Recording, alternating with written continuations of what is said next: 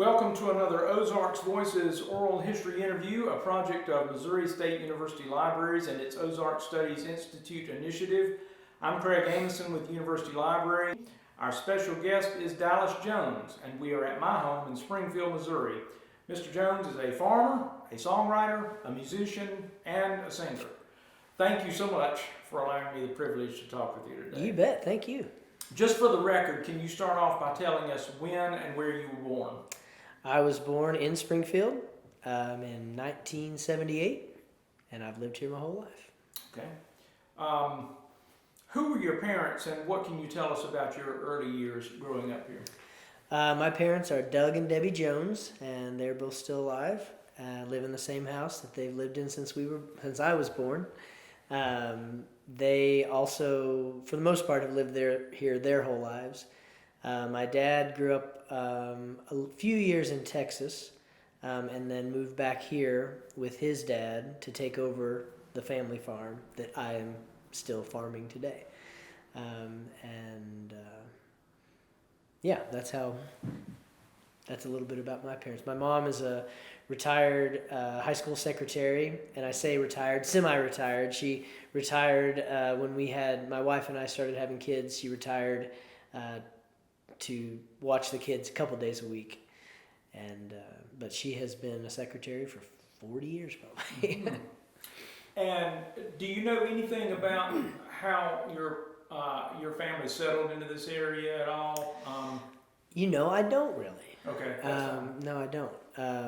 Like I said, my grandpa, and actually I wrote a song about this. I'm a fourth generation farmer, and my grandpa Jones, was one of 9 kids, and his mom, my great grandma, that I obviously never met, she passed away when he was really young, and so my great grandpa raised these 9 kids by himself on the family farm.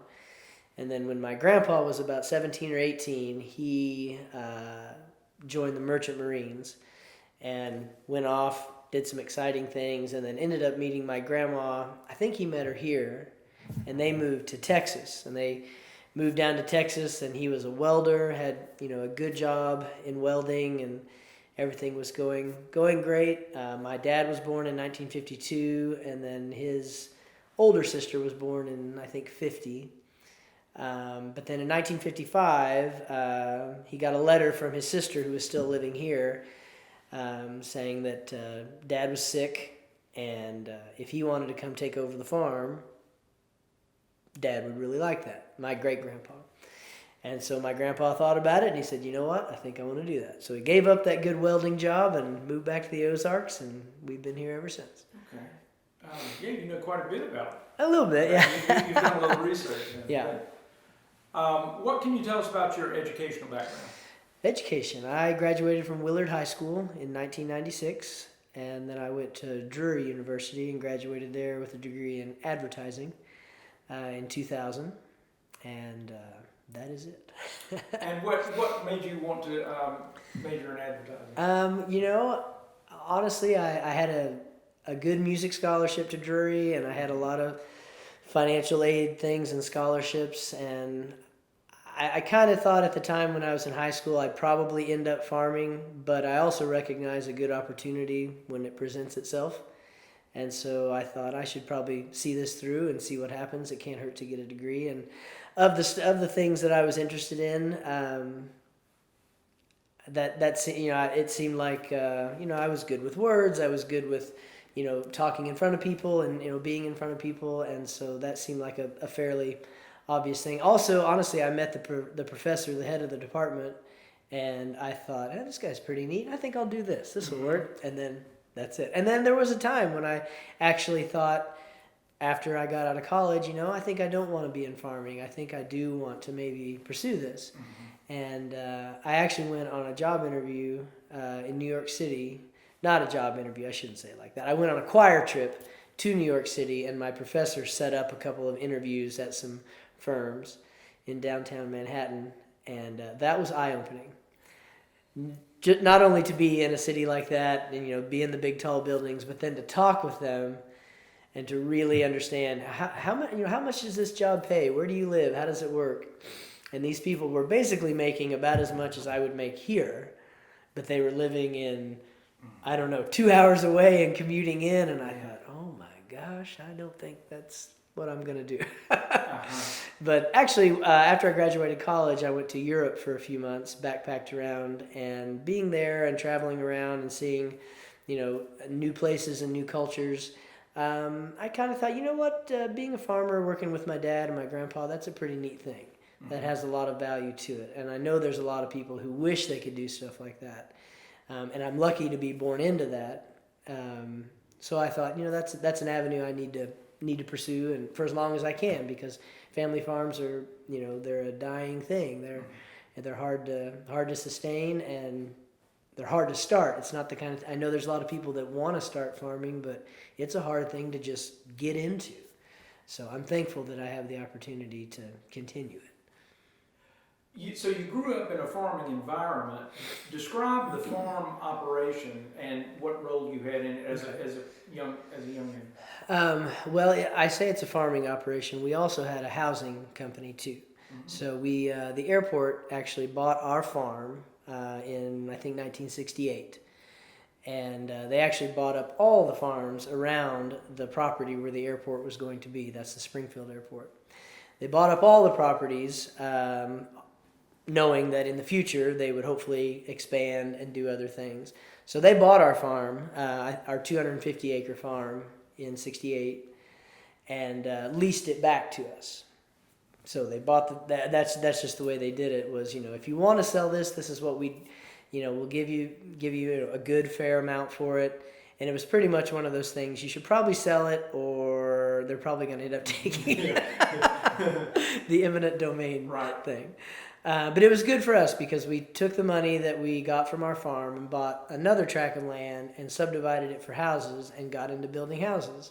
And we built houses for, I guess, almost 30 years. This was my dad and my grandpa and my uncle. Started building houses in about 1970. They were also a dairy farm at that time too. And when I think about all the things that they had going on, I just don't know how they did it. Yeah. Just being a dairy farm alone is, you're committed to it twice a day, every day, forever. Right. So the fact that they had that going, and they had the regular farm, and then they had this housing business that they were starting. I don't know. Did they have employees on the farm outside of the family? They had a few employees, but not many. It was basically just my grandpa, my dad, and my uncle, who's still alive. He now has a cabinet business that operates on our farm. And they might have one or two random people that they would pick up from time to time, but for the most part, it was just them. And so, thinking about it actually just right now, it's like, how in the world did they make it work? But it's a good thing that they did, because farming on its own is tough. It's really tough. It's good to have something on the side, and in that case, that was the primary means of income, or became that once we started building houses. That was a pretty good thing for us. And for me, I do music on the side. That is a really nice way to supplement my meager farming income. So when you were going to school, were you working more on the farm, or were you working more in the building?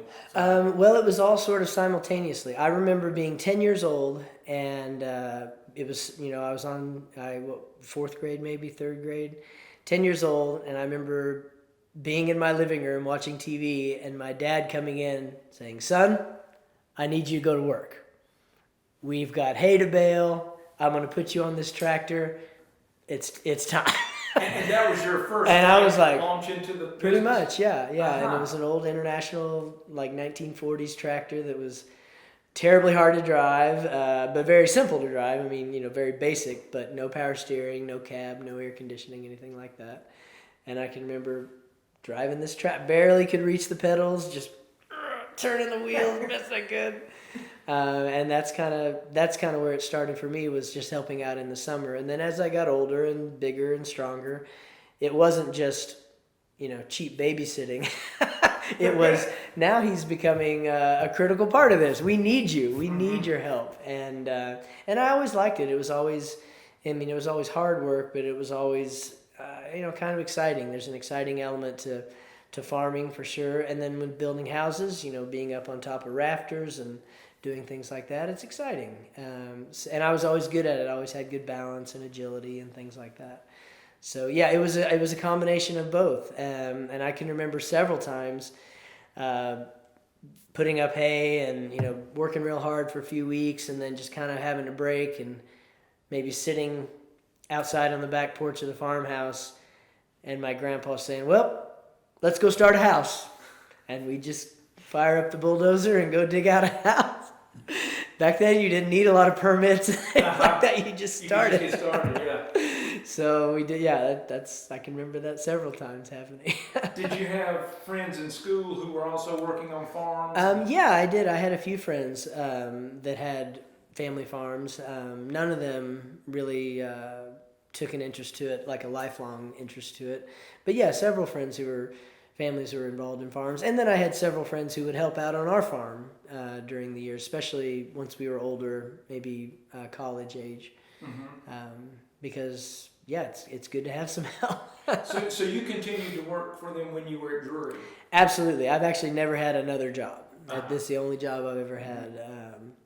So, yeah, I would help out, all the time in the summers, anytime on the weekends if they needed help, anytime there was, spring break, Christmas break, things like that, if there was stuff to be done. But did you commute to Drury or did you live on campus? No, I commuted to Drury, yeah. Right. Yeah. I finally moved out my senior year, but I would still work on the farm, so I would, go back to work on the farm some. And then, like I said, I really kind of thought, I think I want to try something new and stop this. And then I went to Europe and I thought, maybe I'll keep doing it. So it was after that Europe trip It really sort of was. solidified it for you in your mind that this is what you were going to do. Well, it was at least something I was going to do for a while.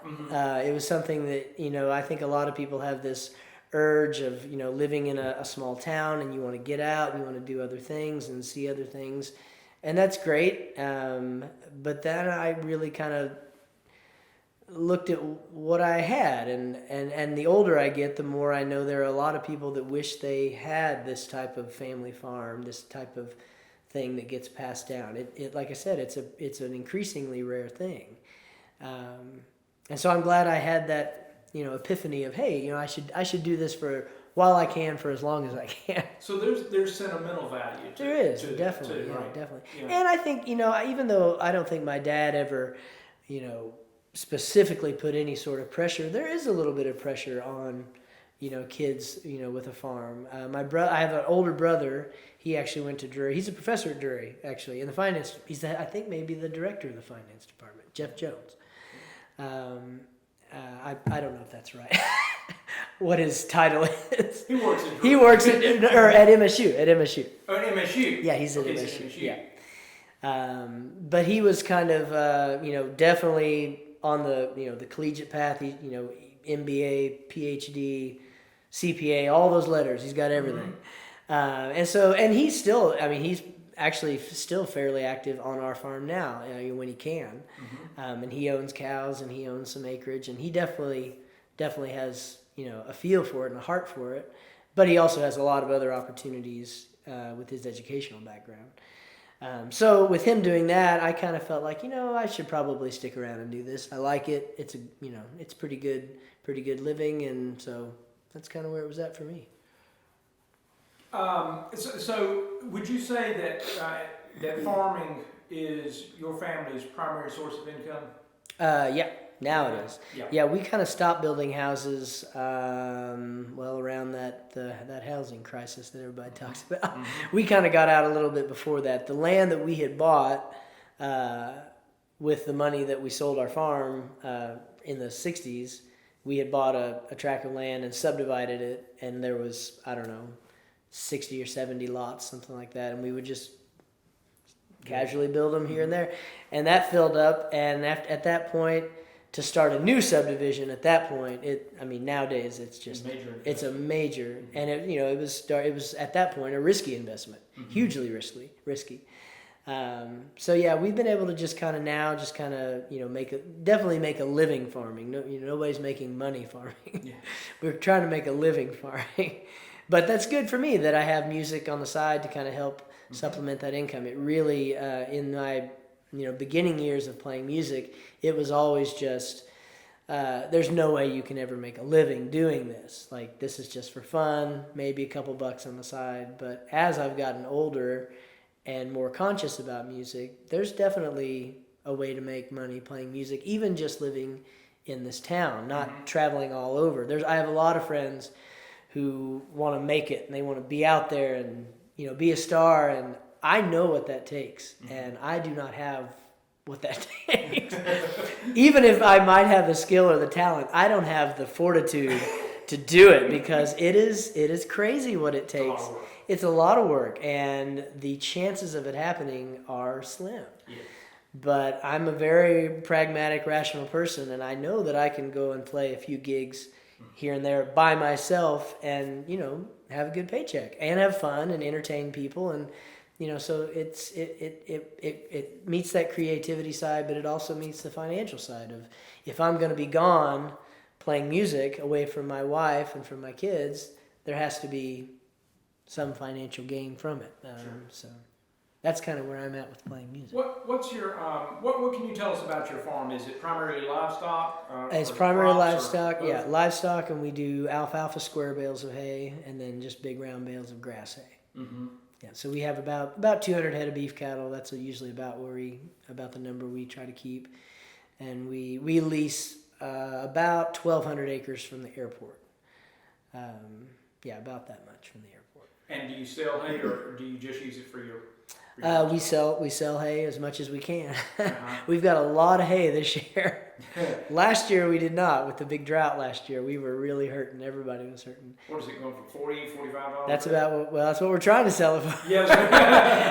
As the year goes on, the price will drop. I know last year we had, I think our final round bale count was a little over 1,200 bales, and this year, with the same acreage, same amount of fertilizer, same whatever, we were at about 4,000 bales. Mm-hmm.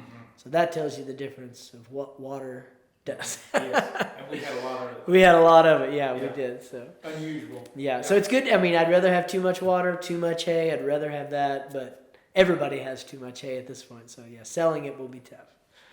Thinking about this region of the country, and we hear so often, especially about the history of this area, that it really wasn't great for farming. So I want you to think in terms of what are the biggest benefits of farming in the Ozarks? The biggest benefits of farming? Well, I know it definitely is. It seems like the weather, it's changing. I do remember when the farming season really was 3 months. It seemed like it was June, July, August, and by September it was cold, and that's it. Mm-hmm. Now it seems like it has. We start cutting hay in April sometimes, and there have been years we go, right before Thanksgiving we're still cutting hay. Mm-hmm. So it is. I feel like the growing season has definitely increased. As far as benefits from it, I don't know. I've never done anything else to compare it to, so I don't know. Yeah, right. I know the land is really rocky in a lot of places for sure. We've been fortunate to have most of our land it's pretty good farm land. Not all of it is, but I think you just kind of go with what you have and do the best you can with what you got. Mm-hmm. With the increased season. Mm-hmm. And you're like you said, for this year you're larger number of bales of hay. Is the demand for the hay still there? No, it's not. Mm-hmm. And that's something that every year it's kind of a challenge. And to be honest, it's kind of a guesswork. We can always buy more cows if we have a lot of hay. We can always buy more. The more cows we have, it's usually to our advantage anyway. We're going to sell more calves. We're going to, make money in that respect. So if we have the hay, we probably will end up buying more cows because we have, some land that's not quite being used as much as it could. Mm-hmm. But you're exclusively beef? Yep. Right? Yeah.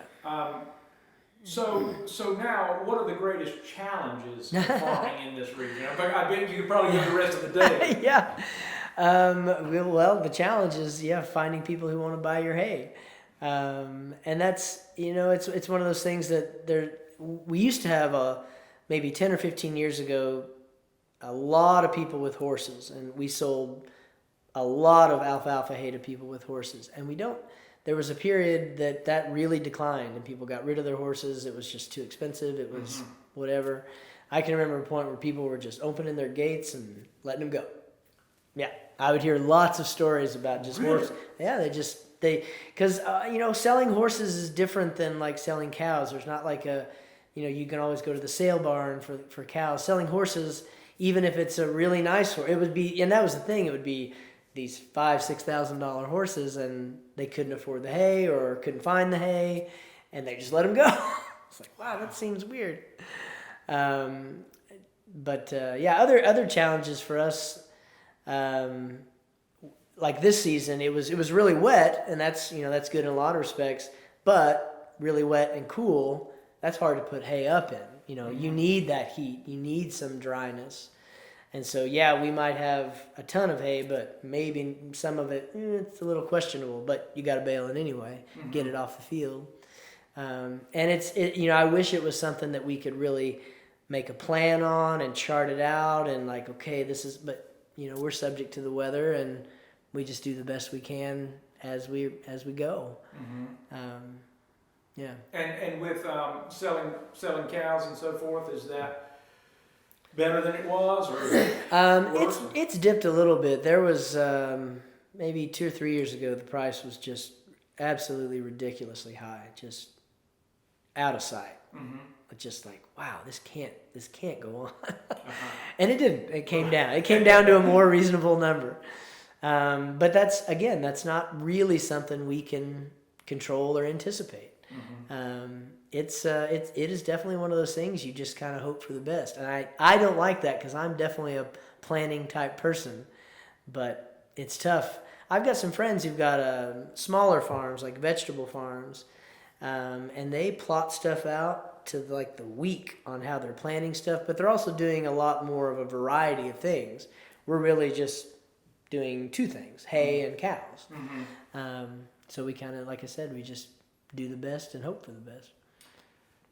You mentioned a longer growing season. Has farming changed in other ways much during your time as a farmer?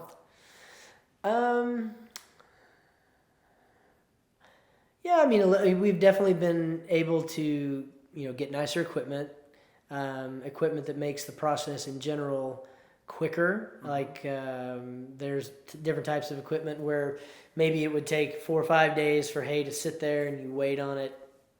Now they've got some things that'll, maybe you can do it in 2 days. Mm-hmm. Mowers are better. You can start earlier and mow later. You can mow in all kinds. You can mow if it's pouring down rain if you wanted to. Uh-huh. So that definitely helps. And I'm thankful for that. Honestly, like if we were still using 60-year-old tractors, I don't know if I'd be doing it. Because it's hard. There's a point where that is hard living. And it's hard enough riding a nice tractor around for 12 hours a day. So I can't imagine what it was like on some of those older tractors. Just, there's a reason you see these old farmers just hunched over like they, Right. And I definitely have a bit of that. It wears on your body in ways that right now I'm wishing maybe 20 years ago, I wish I would have not jumped off the haystack, over and over and over. But you can't tell a young person that. Yeah. Well, that was going to be my next question about technology, because I assumed that technology had an impact on farming. It does at some level. Probably not really as much as the equipment is nicer that we have, and the tractors are a little bit nicer. But even our nicest tractors are still 25 years old. Mm-hmm. Because you go buy a new tractor now, and it's $250,000 for a big, nice tractor. It's insane. Yeah.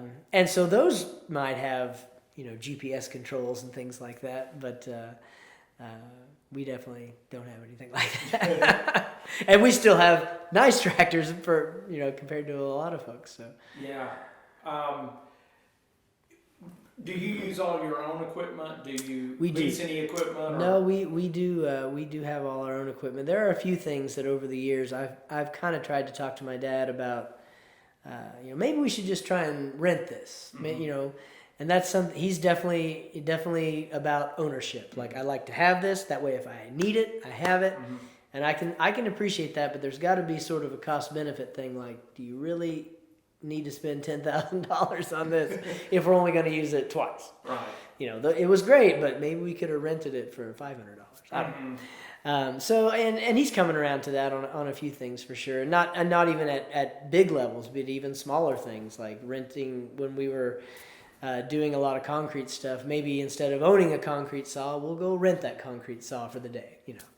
Stuff like that. It definitely sometimes make more sense. But then owning it, you have it, and when you need it, it's there, and you can go to work. Right. And it's an asset. It is an asset. Right. Yep, it is. I was thinking too, you were mentioning earlier that you lease out some land. Do you ever hire out for any services, any kind of work, or do you do all the work yourself? Every once in a while, we'll hire some people to help haul hay out of the field and back to our farm. It just depends on how covered up we are, and if we need to get it off for some reason, which leasing a lot of stuff from the airport, there are some things that like rules. You have to, once you get your hay baled, you need to get it out of there. Uh-huh. And when I say lease airport land, I mean we are on the runway. Mm-hmm. So there's a lot of FAA codes about that kind of stuff. Right. We actually have to have security badges to get into the land on some of it. Yeah, okay. There's a big perimeter fence around the whole airport. And if we're doing anything inside that fence, we have to have. Now, that being said, nobody's ever asked me for the badge, but it's definitely a measure of security that if I ever get stopped, I better have that badge. Right. Yeah. So you're doing your own fertilizer spreading and that sort of thing. Yep. Mm-hmm. Yeah, and we used to have, and they still do this. I know from I think it's the sewage treatment plant. They have a lot of they call it sludge that they have to get rid of, and it's amazing fertilizer, but it smells terrible, and people throw a fit about it. Yes. But it works, and so that's a hard thing with farming is, some of the easiest and cheapest things like that would be great for us, but people don't want to, smell it. Yeah. And since most of it is on airport land, we have to be conscious of that. Sure. But, anytime I drive through a small town and I smell the fertilizer, my wife's like, "Oh, that's terrible." And I'm like, "That smells like money to me." And it is. I mean, that's how you grow things, or that's how, you want to grow things. Yeah. How do you envision the future of farming in the Ozarks? Is it a bright future? You were talking about earlier, it's not easy. I don't honestly know. I know with every time I see a big building go up that just took a 200-acre piece of farmland, that kind of breaks my heart because you just can't get that back ever. Mm-hmm. And there's more and more of that. But you drive, a few miles outside of town, and there's definitely a lot of land left that's still really good. And but I don't know. I know there are a lot of people that want to get into farming and take that on. I don't know how that happens. Mm-hmm. I wish I did. But yeah, I don't know. I just know for us, we just kind of keep plugging away with what we've always done, and it seems to turn out all right. What do you hear from other farmers in the area? Because surely you communicate with other farmers. Yeah, some.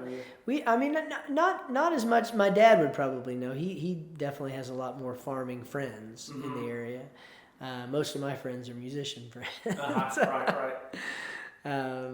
But yeah, so as far as actual big farmers, I don't know very many because we are we're basically in the city limits or right at the city limits of Springfield. So to get, to where other bigger farmers are, you have to drive out a little bit. And I don't know how they're making it, what they're doing, what techniques they're doing or implementing. I don't know. Okay, that's fine. Sorry. No, that's fine. I was just curious. But, well, let's shift gears and talk a little bit about music. When did you? All right, I'm more comfortable. When did you start playing music? How'd you get started? My grandpa always played the guitar. He always had an old Martin guitar sitting, which now, knowing what I know now, this is just terrible, that he would have this almost priceless Martin guitar just sitting in the corner, leaning up against the wall. And I can remember beating on that thing and doing all this stuff, and oh boy. Thankfully, we do still have the guitar, and it is in surprisingly good shape for how much we beat it up. How old were you? I can remember being about 7 or 8, and at like Christmas time or Thanksgiving, all the kids would the grandkids would sit in the living room at the farmhouse, and my grandpa would pull out that Martin, and he would always play, "Hey, hey, good looking, what you got cooking?" And at that point, I didn't know who Hank Williams was. I just thought my grandpa wrote all these songs. It's like, wow, grandpa's amazing. So that was definitely definitely one of my first experiences of seeing someone, sit in the corner and sing and play the guitar. And that's basically what I do, I've always done. I learned to play the guitar and the piano as a means to accompany myself singing. Mm-hmm. Like, I'm not a fantastic virtuoso guitar player. I strum the chords and I sing, and that's really, I think, more of what I'm about, is singing the song and entertaining people like that. Mm-hmm. My first brush with fame, though, I was 5 years old in my preschool play, and I was playing the role of Santa Claus. And I came out in my Santa Claus outfit, and I said, "Ho, ho, ho," and everybody started laughing. And I ran off stage and locked myself into the bathroom. I didn't want anything to do with that. That was too much. Thankfully, I got over that. But it didn't leave too much of a mark. No, it didn't. But I think about my kids. I've got 2 boys. They're 10 and 7. And I mean, they're at that age, like maybe they're going to start getting into music and playing an instrument. And I'm not one of those parents that have said, "You're going to take piano lessons," or "Here's your guitar, sit down." It wasn't ever presented to me like that. And I feel like I never took lessons or anything. And I feel like it's turned out okay. I feel like it's what I want to do on my terms, and it can definitely happen like that. And so they sing a lot around the house, but they're both, if you start looking at them while they're doing it, boy, they clam up and run out of the room. So I'm hoping that they'll get over that at some point.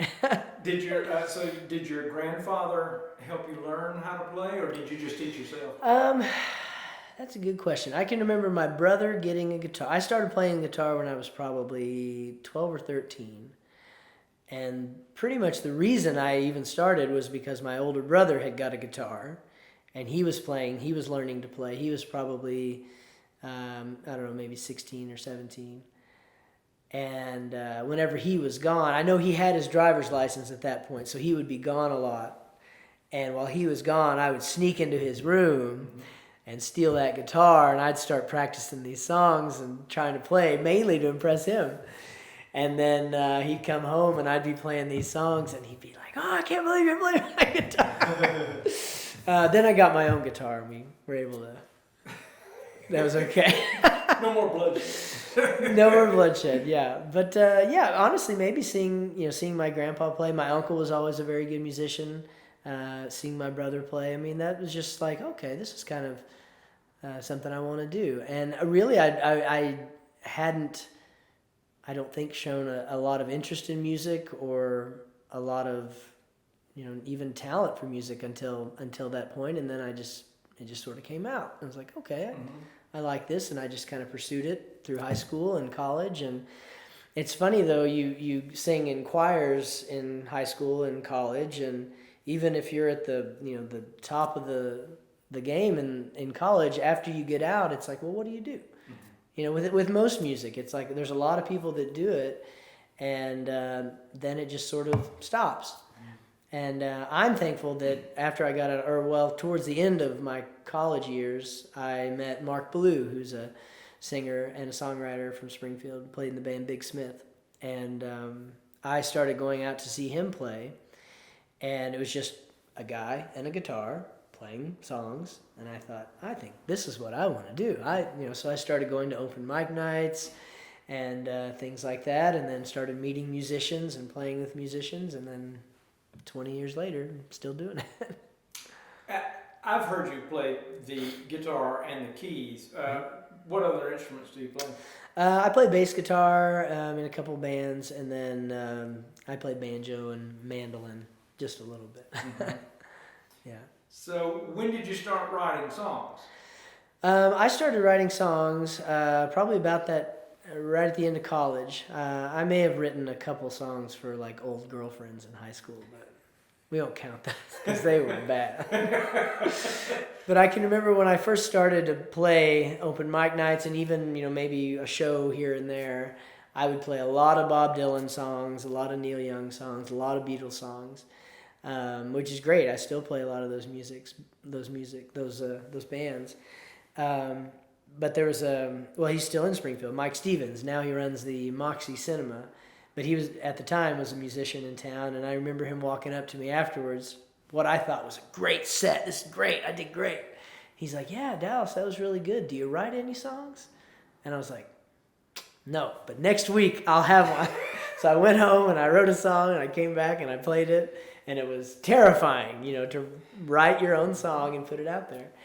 And I wish I could say that process has gotten easier, but it is the exact same process every time.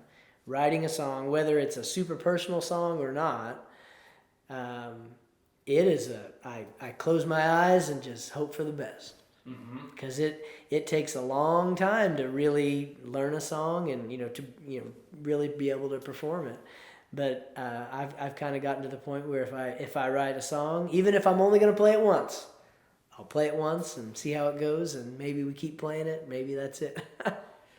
When you're writing songs, do you write melody first and then words, or lyrics first and then melody? Well, that's actually that's interesting. I'm probably unique in that I write all of my songs on the tractor. Actually, it's very rare that I am sitting at a piano or holding a guitar. I have time on the tractor. So that's where most of my songs start. So I basically will, I would say it's melody first for me, most of the time. Kind of hum something in my head and then kind of come up with some fake, what we call dummy lyrics, just to kind of finish the line or the phrase. And then I'll sing it into my phone. Okay, remember that. Mm-hmm. And then I'll try to get it another bit and I'll sing it. So throughout the day, I'll just be sitting there singing things into my phone, trying to drive straight. And I've written hundreds of songs that way. That's just, I think I've kind of, I'm more of the thought that I think there's a lot of people that feel like they have to be inspired and they have to have this great spark of creation and okay, now I'm going to write this song. And that just doesn't happen to me very often. I have to, what I say is I have to force the process a little bit, force it along and kind of do my part. And then maybe the creative gods will shine on me and give me a little bit of inspiration. But I'm definitely of the thought of, you got to put some work into it. You got to force yourself and drag it out of you a little bit. Right. And that's how it works for me anyway. And every songwriter is different. When you mentioned open mic, when did you start performing beyond open mics and where? Beyond open mics. I did open mics for maybe 6 months, and then I would play, there was a place downtown called the Outland. I played there a lot, and there used to be a place called the Bar Next Door. It's not there anymore. And then I started playing, used to do a lot of stuff at like Barnes & Noble and Borders bookstore, back when there was a Borders bookstore in town. And I liked, those are different, I liked the quietness of those rooms, and people would listen. And being a performer, you love it when people listen, but that's sometimes a rare thing. So yeah, I try to play a lot of venues where, well, in those days it was just, where can I play? Who will let me play? I wasn't booking gigs or anything. It wasn't making lots of money. It was just, where can I play and try and, play these songs for people. That's something that's definitely changed, I feel like, in this town. There are more places now that have music, like all these little breweries that are popping up, and they pay people well to sit there and just play for people. Now, it may not be the most attentive crowd, but it's still pretty good. It's still better than a lot of gigs where you're playing till 1 o'clock in the morning and nobody cares anyway.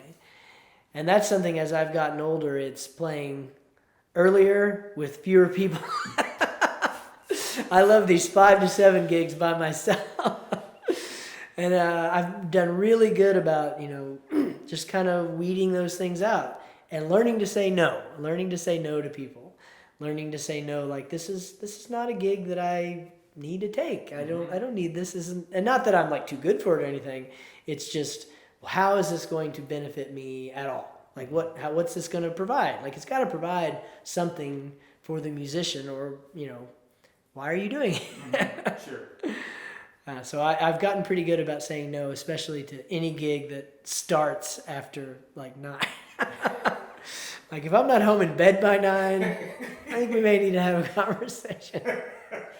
How many bands are you playing with right now? All the bands that I play in, it's real sporadic. I play in, I don't know, 3 bands, and then I'll do random, trios and duos every once in a while. The one person I play with really consistently is Molly Healey. She's a fiddle player, great singer, great songwriter, and we've been playing a Sunday night gig for, almost 8 years, like every Sunday. Same place, or? We were at the Springfield Brewing Company for 6 years, and then we left there, and we were at the Alamo Draft House, actually, for about a year and a half. Now we're back at the Springfield Brewing Company. Okay.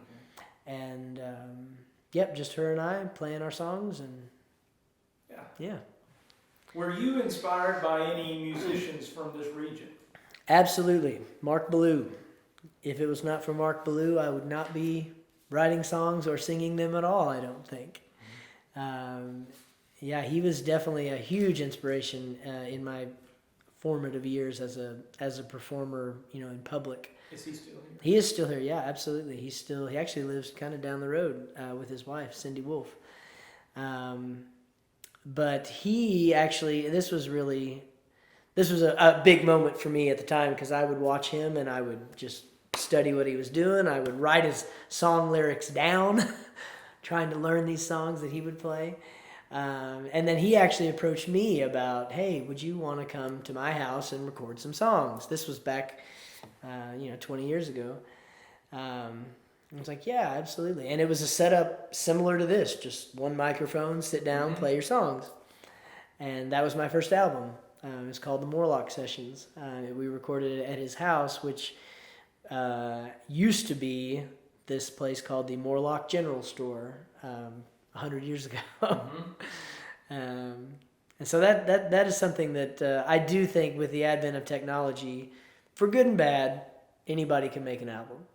For good and bad. There's a lot of stuff out there that maybe shouldn't be out there. But it has also enabled people to do that kind of stuff and be creative and create something and put it out there. That doesn't mean that it's all great, and maybe it's oversaturated in ways, but I think I'd much rather. Better? I think it's better.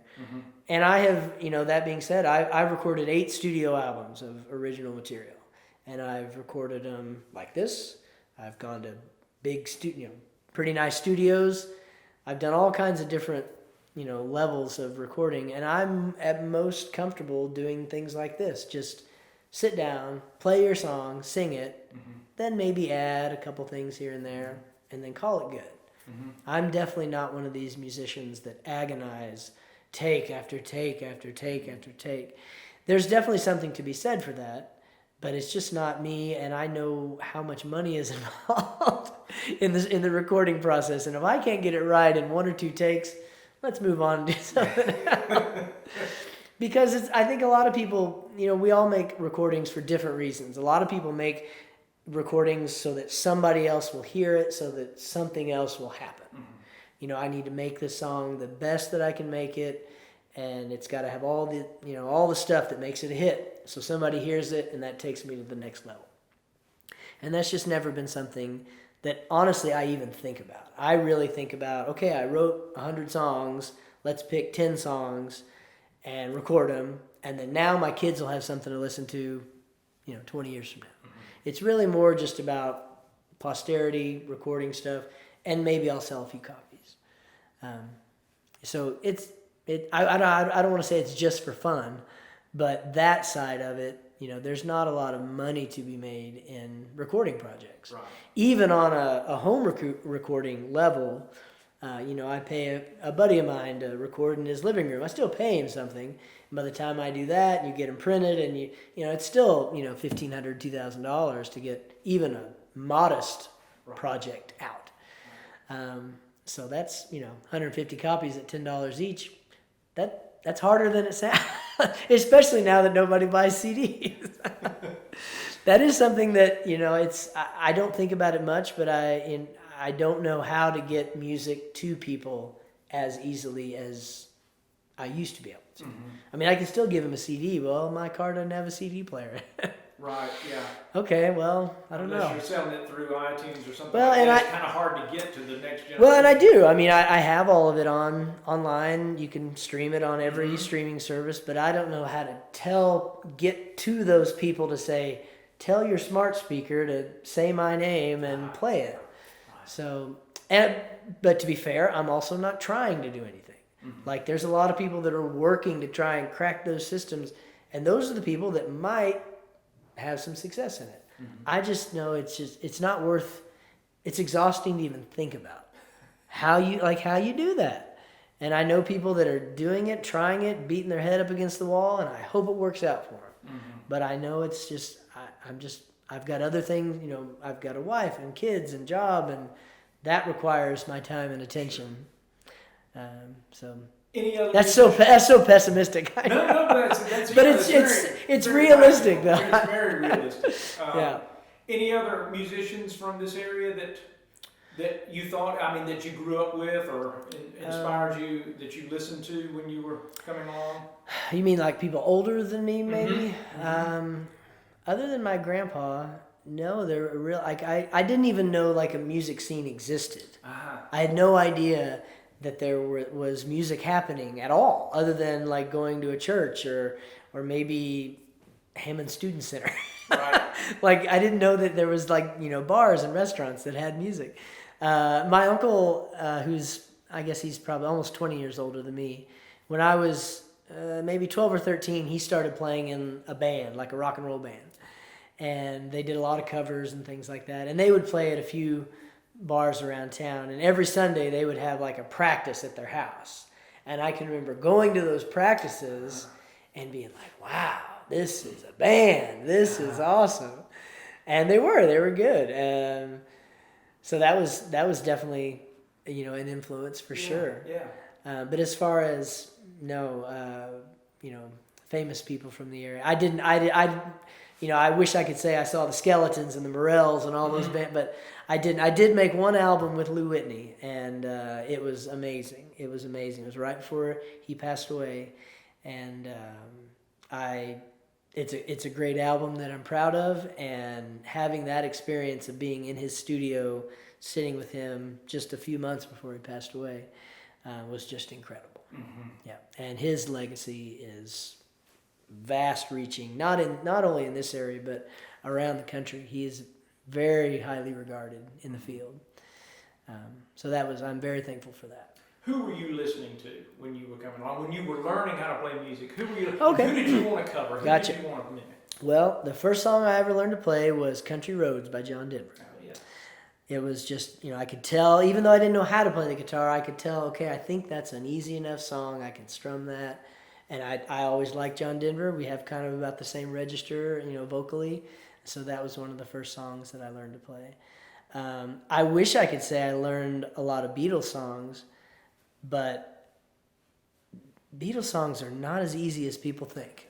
And I used to play in a Beatles cover band, and they're hard. They're easy for a while, and then all of a sudden they do something completely out of the ordinary and unexpected.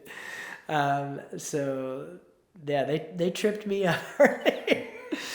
But yeah, I would try it. I remember sitting in my bedroom, playing. Oh gosh, I would learn like a lot of singer-songwriter type people. Like I can't even think of anybody. Like Dan Fogelberg and John Denver and people like that. Maybe Don McLean, like soft kind of acoustic stuff. Like that's what I knew. Even though I wanted to shred the guitar and play like Jimmy Page, I knew that wasn't in the cards. And I did try. I tried hard, and it just. I could never concentrate enough or look cool enough without like tripping over myself. I don't know. But the Beatles are definitely, one of my biggest influences musically. And then Bob Dylan. I actually came to Bob Dylan a little bit later, about the same time I was getting into Mark Bilyeu, and he is the biggest influence musically. Bob Dylan is. Music and songwriting. Yeah. Yeah, that being said, I tried for many years to try and write songs like Bob Dylan, and that does not work. I'm not Bob Dylan. And so I wrote a lot of songs for a lot of years, and I'd be frustrated. I'd try, this isn't what I want.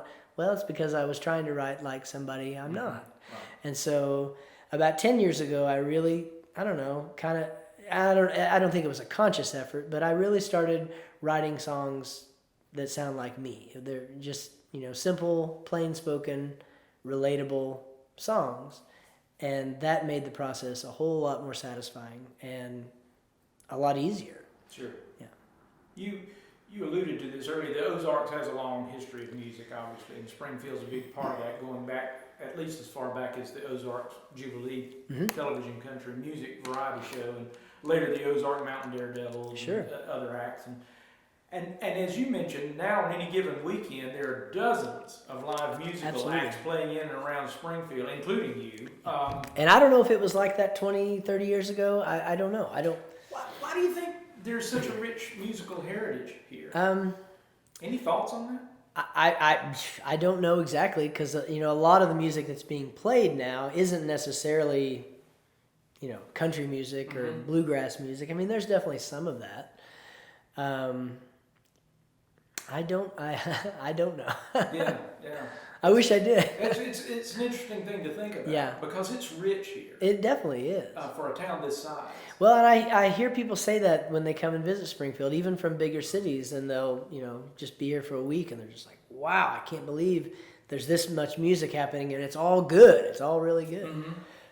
And so, yeah, I maybe if I lived somewhere else for a while, I would appreciate it more. I think I appreciate it the older I get, but and until you remove yourself from the situation, you don't really know what you got. Right. You mentioned a high mark for your musical career when you were recording with someone who had critical acclaim outside this area. Any other high marks in your musical career? Any show or appearance that stands out? Okay. About a year ago, I got to open up for America at the Galois Theater, and that was awesome. I just came out and did like 30 minutes, and it went over great. Like it was genuinely well received. And on my last song, I have this song. It's called The Opener, and it's about being the opening band, and it's kind of funny. But usually when I play it, people don't get the humor in it. But in this situation, it was, 600 or 700 people, dead quiet, and they could hear what was going on. They could hear the words. And I would hit these lines that I knew they were funny, but I would hear them laughing. And I was just like, oh my gosh, they're getting this. This is great. And then I got to the chorus and did the chorus, and everybody just started applauding in the middle of the song, and I was just like, wow, this is amazing. And then I forgot the rest of the song.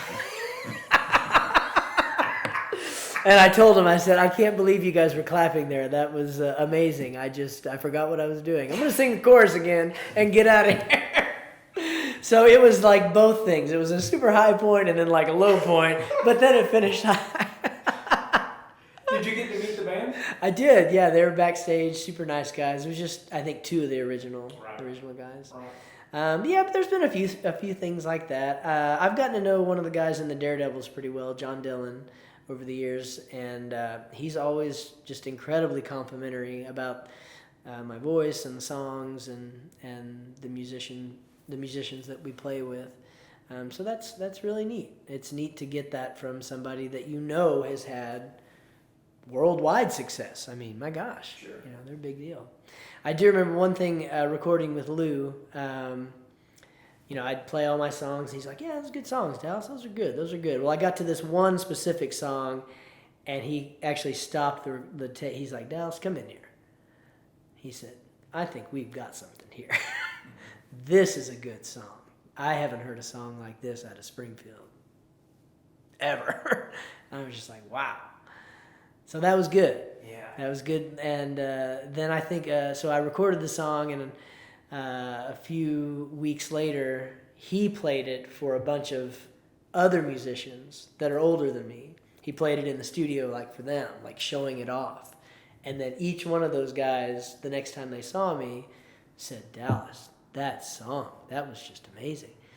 That was cool to have these people that I have, respected and are just incredible musicians tell me that, you got it. Do you mind telling us what the song is? It's a song called The Ring, Just a Ring, and it's a song I wrote. My wife called me one day, and she's like, "Honey, I got something to tell you. Don't be upset, but I lost my wedding ring." And I was like, "Oh, wow." Like, listening to what you just said, that was like a great intro to a song. And so basically I just remembered the conversation and wrote it down, and she ended up finding her ring in the song and in real life. But it is a good song, and it's not one that I sing that often, but it's one of those songs. I've maybe written a handful of songs that whether I admit it or not publicly, I think that if the right person heard them, they could be something. Mm-hmm. They really could. But that's taken hundreds of songs to maybe get 5 that are really good. How many would you say you've written? I've written about 350 songs. Okay. And so, then I start to daydream a little bit, like, "Ooh, boy, sure would be nice if I could get it to Garth Brooks or George Strait or somebody like that."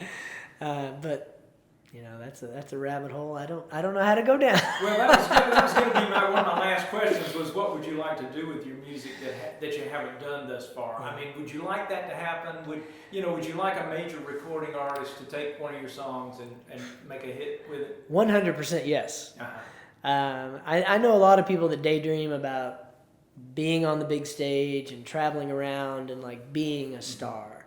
I daydream about the right person hearing this song, recording it, and then maybe I get to do this more for a living down the road. That would be my dream, for sure, to be able to, like, go to Nashville a few times a year.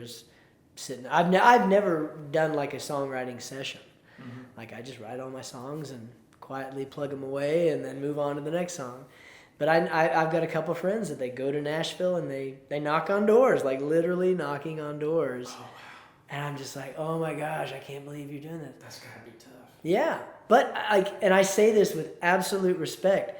They kind of have this naiveness to them, to where it's like they don't even realize that the chances of it not happening are huge. Mm-hmm. They're just like, "I just think this is what I should do."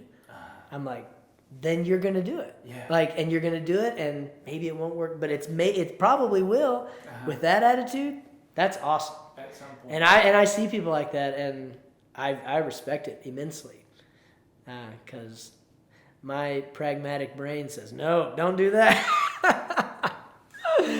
Oh yeah. That's great. Anything else you'd like to add? No. Thank you for letting me sit down and talk here. This is great. This is wonderful. Thank you so much. You bet. My pleasure.